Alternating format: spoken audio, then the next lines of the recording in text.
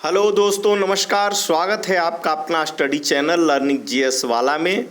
तो दोस्तों, आज हम विद्युत धारा इलेक्ट्रिक करंट को कंप्लीट करेंगे। तो यह वीडियो एनसीईआरटी और एससीईआरटी साइंस फिजिक्स की कंप्लीट निचोड़ पर बनाया गया है। यह सभी एग्जाम एनटीपीसी, रेलवे, एसएससी इत्यादि जितने भी जनरल साइंस के पेपर आते हैं जीके जीएस में, उसके लिए काफ़ी सफिशिएंट और इससे ही क्वेश्चन आपको देखने को एग्जाम में मिल जाते हैं। तो चलिए शुरू करते हैं और कंप्लीट करते हैं विद्युत धारा इलेक्ट्रिक करंट को। तो वीडियो में आगे बढ़ने से आपसे पहले निवेदन होगा कि आप चैनल को सब्सक्राइब कर बेल आइकन को दबा दें ताकि लेटेस्ट नोटिफिकेशन आपको मिलता रहे। तो विद्युत धारा इलेक्ट्रिक करंट, पहला क्वेश्चन है कि हैलोजन लैंप का तंतु किस मिश्र धातु से निर्मित होता है।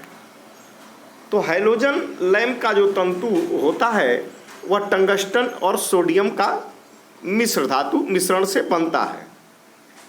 1 किलोवाट का मान कितना होता है? तो 3.6 गुणे 10⁻⁶ जूल होता है। जलते हुए विद्युत बल्ब के तंतु का तापमान कितना होता है? तो 2000 डिग्री सेल्सियस से 2500 डिग्री सेल्सियस के बीच होता है। अब बात करें बिजली के बल्ब की तुलना में फ्लोरोसेंट ट्यूब विद्युत ऊर्जा का प्रकाश ऊर्जा में अधिक मात्रा में परिवर्तन करती है, इसलिए बिजली के बल्ब की तुलना में फ्लोरोसेंट ट्यूब का अधिक उपयोग किया जाता है। अगला प्रश्न है, फ्यूज में प्रयुक्त होने वाले तार की क्या विशेषता होती है? तो उच्च प्रतिरोधक शक्ति तथा निम्न इसका गलनांक होता है। फ्यूज का क्या होता है? तार में उच्च प्रतिरोधक शक्ति होती है तथा इसका गलनांक निम्न होता है। विद्युत बल्ब का तंतु किस धातु से निर्मित होता है? तो यह टंगस्टन से निर्मित होता है। स्टोरेज बैटरी को चार्ज करने हेतु किस धारा की आवश्यकता होती है? तो दिष्ट धारा की, डायरेक्ट करंट की। अगला प्रश्न है, डायनेमो विद्युत बिजली उत्पादन हेतु प्रयोग में लाया जाता है। डायनेमो का काम क्या है? बिजली उत्पादन करना। यह ऊर्जा से किस प्रकार संबंधित है? तो यह यांत्रिक ऊर्जा को विद्युत ऊर्जा में परिवर्तित करता है। कम वोल्टेज पर कार्य करने पर विद्युत मोटर जल जाते हैं क्योंकि वे अधिक विद्युत धारा खींचते हैं जो वोल्टेज के प्रतिलोमानुपाती होते हैं। अगला प्रश्न है,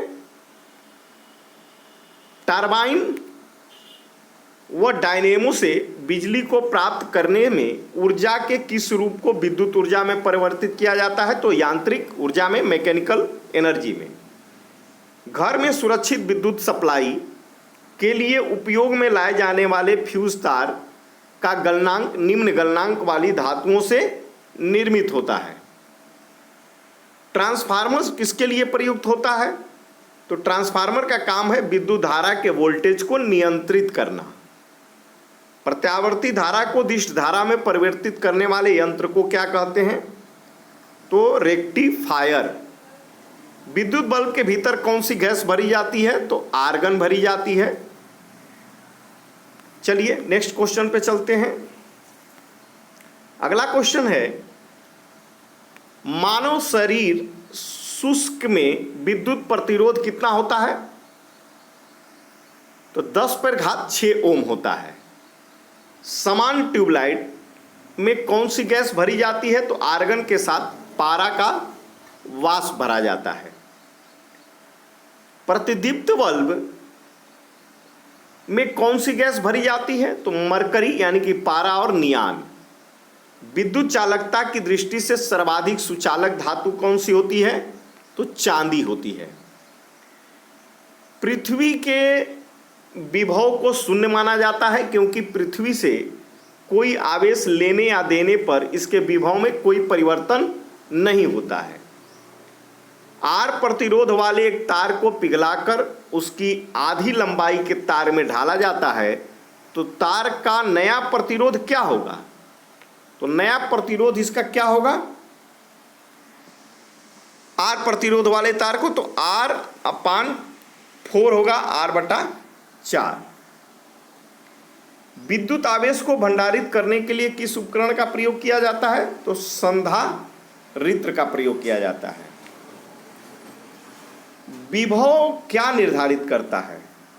आवेश प्रवाह की दिशा। किसी चालक तार के प्रतिरोध पर तापमान बढ़ाने से क्या प्रभाव पड़ता है? तो चालक का प्रतिरोध बढ़ता है। श्वेत प्रकाश व्हाइट लाइट को नली में कैसे उत्पन्न किया जाता है? तंतु को गर्म करके।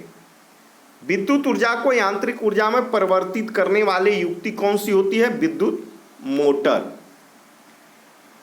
विद्युत चुंबकीय प्रेरण पर आधारित युक्ति के दो उदाहरण कौन से हैं? डायनेमो एवं विद्युत मोटर। प्रत्यावर्ती धारा एवं विभवांतर को मापने के लिए क्रमशः अमीटर एवं वोल्ट मीटर का प्रयोग किया जाता है, यानी कि प्रत्यावर्ती धारा को अमीटर से, विभवांतर को वोल्ट मीटर में नापा जाता है। अति चालक का प्रतिरोध कितना होता है? लगभग 0 होता है।